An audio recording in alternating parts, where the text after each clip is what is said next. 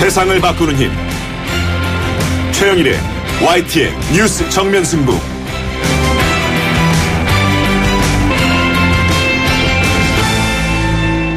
YTN 뉴스 FM 뉴스 정면 승부 3부 시작합니다. 쌀 농사는 올해도 풍년이라고 하는데요. 농민들은 시름에 빠졌습니다. 쌀값 때문인데요. 이 정부가 부랴부랴 대책을 내놨지만 이 근본적인 해결책으로는 부족하다는 지적입니다. 잠시 후에 전문가와 함께 이 문제 짚어보겠고요. 21번째 부산국제영화제가 오늘 개막했습니다. 그동안의 진통 그리고 이 어제 태풍 피해까지 겹치면서 축제 분위기가 예전 같지 않다 이런 평가가 나옵니다. 어제 영화제 현장을 직접 다녀온 오동진 영화평론가를 연결해서 얘기 나눠보겠습니다.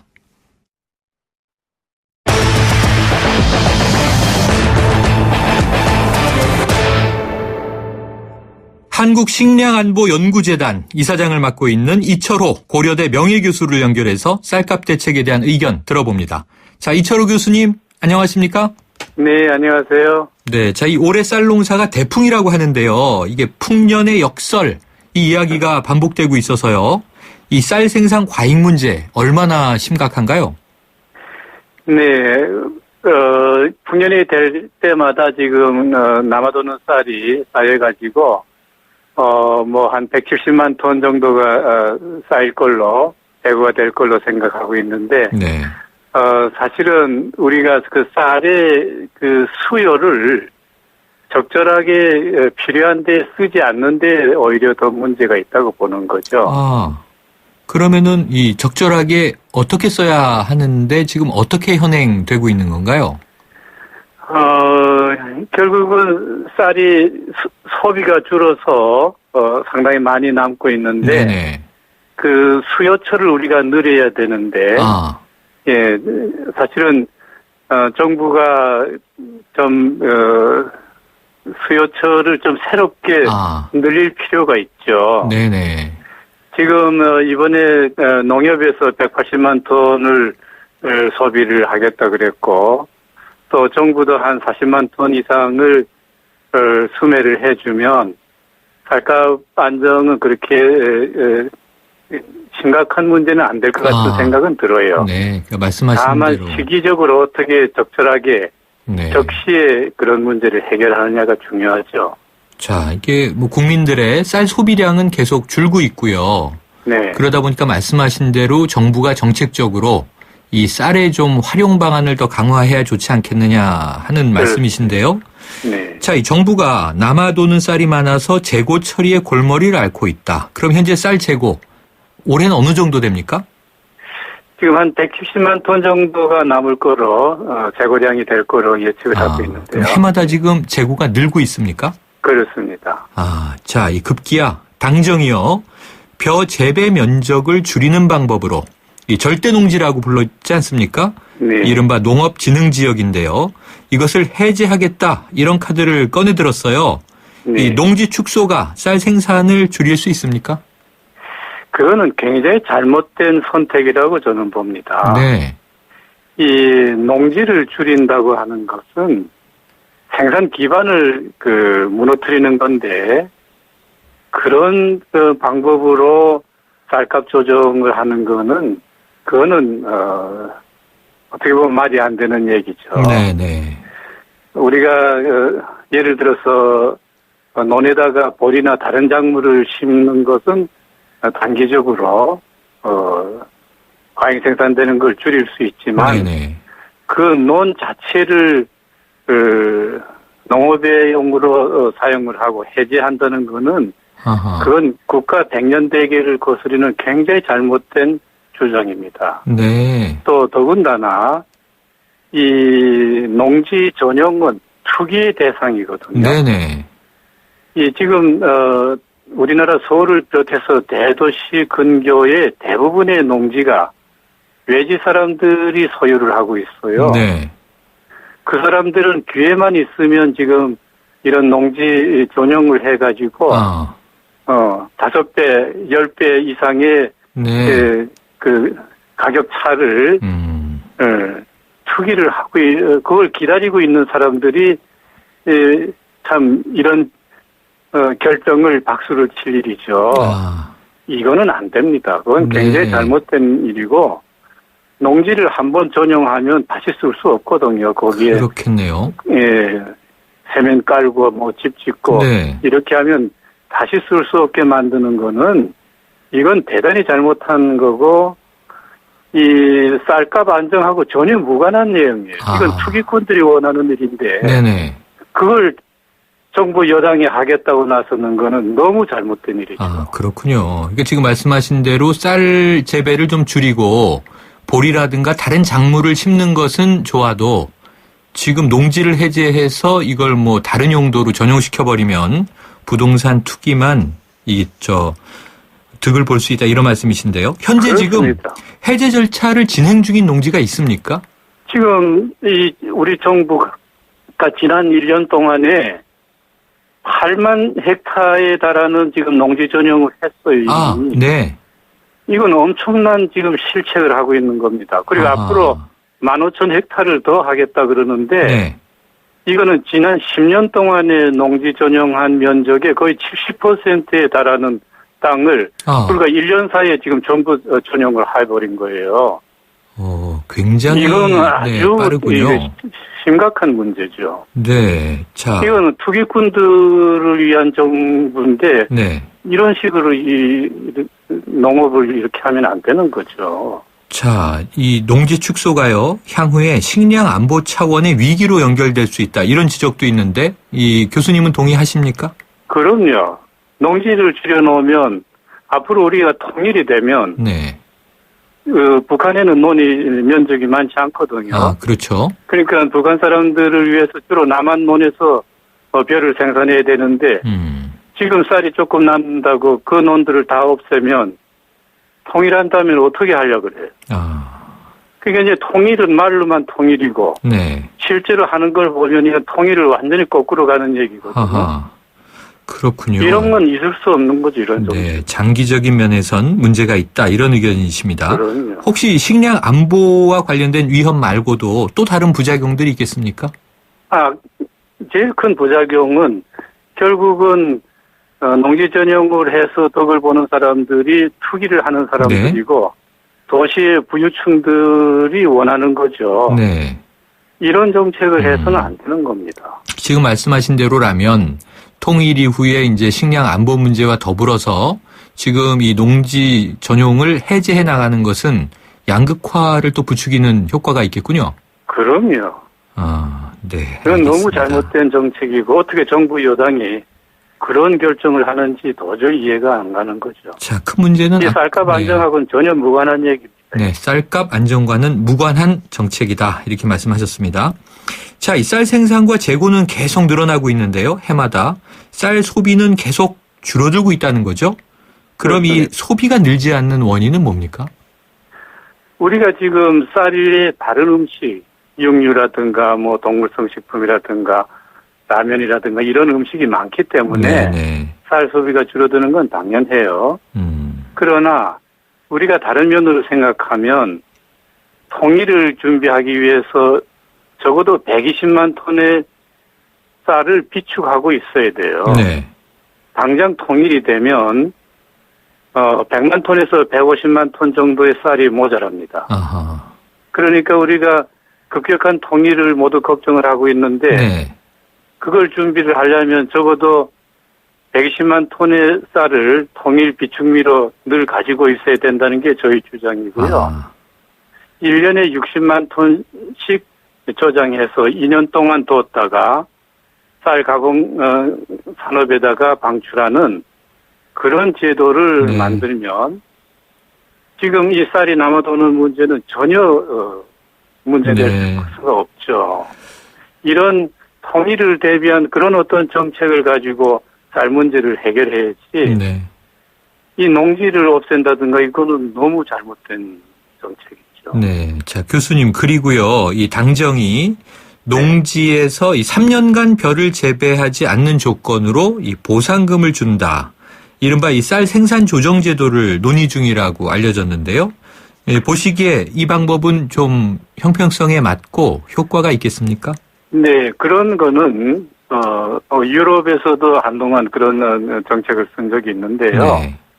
만약에 어떤 작물이 굉장히 과잉 생산이 될 경우에는 다른 작물을 재배하는 걸 유도하기 위해서 그런 정책을 쓸 수는 있어요. 네. 그러나 그 땅을 절대 농지에서 해제하는 그런 일은 있을 수 없는 거죠. 네, 알겠습니다. 그러면 조금 전에 지금 한 남아도는 재고 올해 170만 톤이라고 말씀하셨고요.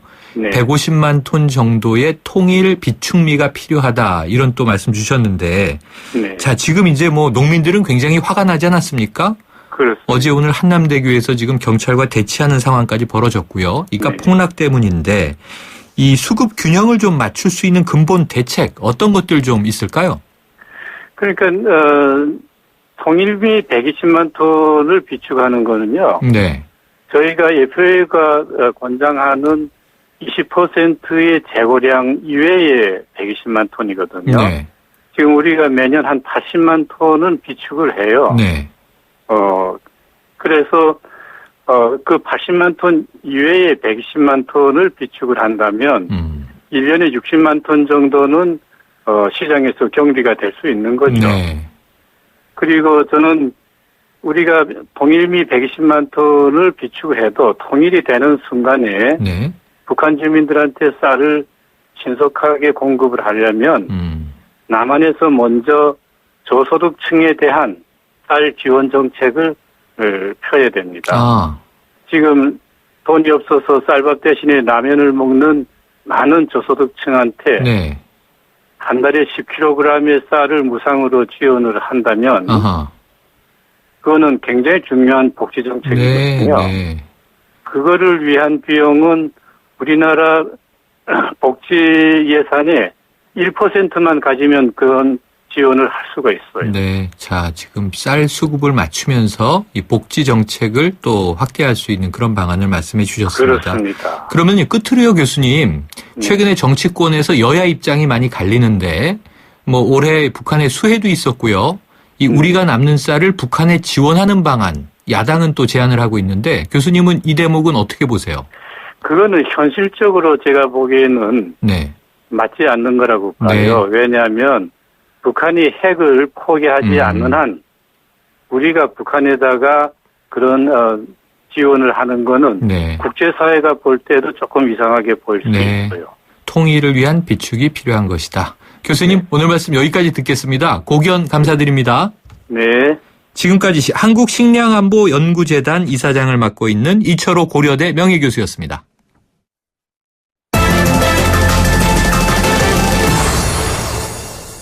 네, 이 아시아를 대표하는 영화제이자 부산의 상징이라고도 할 수 있는 부산국제영화제가 오늘 열흘간의 일정으로 개막을 했습니다. 하지만 그간 곡절이 참 많았었죠. 이 세월호 구조 문제를 다룬 다큐멘터리 영화 다이빙벨 상영 문제를 놓고 영화제 측과 부산시가 오랜 기간 갈등을 겪었고요. 이 막판에는 또 태풍 피해까지 겹치면서 축제 분위기가 예전 같지 않다. 이런 이야기들이 나오고 있습니다. 자, 오동진 영화평론가 연결해서 얘기 나눠보겠습니다. 오 선생님 나와 계세요? 네, 안녕하십니까. 네. 네, 안녕하세요. 네네. 벌써 21번째인데요. 축제 네, 분위기는 네. 예전 같지 네. 않다고도 하고요. 오 아무래도- 선생님 다녀오셨죠? 어제 전야제 때문에 네, 부산을 다녀왔고요. 네. 지금 이제 한참 개막식이 진행 중에 있습니다. 네, 본격적인 영화제는 이제 내일부터 시작이 되겠죠. 그래서 320편 가까운 영화들이 아마 또 새로운 관객들 또 여러 그 매니아층 관객들을 만날 예정입니다. 네. 이전 같지 않다고 말씀하셨는데 아무래도 잘 아시는 것처럼 부산영화제가 여러 가지 내용을 많이 겪었고 네. 아마 그런 과정에서 몇몇 영화 단체들이 여전히 그 영화제 참여를 거부하고 있거나 네, 주저하고 있는 게 사실입니다. 네. 그런 측면에서 예년에 비해서는 조금 참여도가 떨어지는 것 아마 이런 분위기가 영화제가 좀 예전 같지 않다 이런 느낌을 받게 할 것 같습니다. 네. 네. 또 어제 전야제 가셨을 때 마침 태풍을 만나셨을 것 같은데요. 네. 그건 또 자연재. 태풍- 네. 아무래도 이제 영화제가 해운대에서 치러지는데 네. 해운대 일부가 어저께 태풍 피해를 받았었죠. 지금은 물론 이제 말끔히 태풍 가셨습니다만 어제까지만 해도 좀 불안했던 것이 사실이고요. 네. 전야제가 열렸던 그곳 남포동에서는 오히려 태풍에 대한 여러 가지 어떤 그 걱정이 다소는 기우다라고 생각했습니다만 네. 지금 얘기 드린 것처럼 계속됐다면 태풍 피해가 계속됐다면 해운대를 중심으로 열리는 영화제가 좀 어려움을 더 겪지 않았을까 이렇게 생각합니다. 네. 자, 어제 해운대 예정했던 지역이 태풍 때문에 갑자기 남포동으로 바뀌었다는 말씀 주셨는데요. 아니요. 그 전야제는 워낙 이제 남포동에서 전야제는 남포동 네. 예정이었거든요. 그렇죠. 네. 네. 메인 영화제는 이제 물론 해운대를 네. 중심으로 해서 열립니다만 원래 이제 그 영화제가 시작됐던 그 진원지 같은 곳이 남포동이고요. 태동됐던 곳이기 때문에 거기에 네. 여러 가지 그 핸드프린팅 등등이 남아 있습니다. 그것을 또 기념하기 위한 행사는 네. 주로 전야제 때 그 모여져서 치러지는데 그렇기 때문에 남포동에서 어제 전야제가 열렸습니다. 네, 네. 그동안은 이 활성화됐을 때는요, 이 부산 전역 번화가마다 영화제의 관련 행사들과 이제 인파들이 네. 있었는데요. 네. 올해는 이제 부산 해운대 지역 쪽으로만 많이 축소됐다고 들었어요. 이게 그러니까 기업 이제, 협찬금 문제 뭐 그런 관련이 있습니까? 협찬금이 줄어들 수밖에 없었고요. 네. 특히 올해 이제 집행위원장 교체하는 네, 이제 네. 또 집행위원장 기존 집행위 체제를 교체하는 과정에서 여러 가지 문제가 많이 발생했고요. 기업 협찬 등은 기존 집행부가 여러 가지로 추진해 왔던 그런 업무이기 때문에 아마 그런 과정에서 여러 가지 기업 후원이라든가 이런 것들을 계속 연속 전선에서 이어서 해내지 못했던 측면들이 있다고 봅니다. 네. 잘 아시겠습니다만 그 영화제는 120억 정도의 예산으로 운영이 되고요. 네.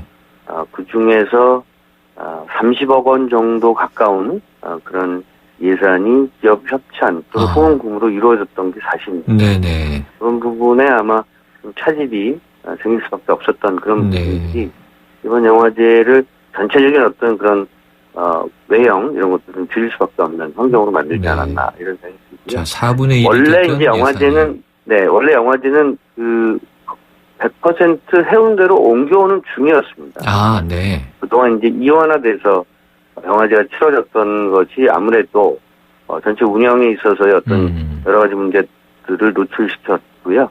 그래서 그 점차 남포동에서의 그 운영을 좀 줄이고 해운대 쪽으로 옮겨오던 터였기 때문에 이번에 어떤 그 여러 가지 축소되는 듯한 영화제의 어떤 운영이라든가 여러 가지 외형의 어떤 모습들이 그것 때문에 남포동에서 안 하고 해운대로 옮겨온 것이 아닙니다. 네. 1년의 과정 중이었던 계획이다 이렇게 말씀 주셨는데요.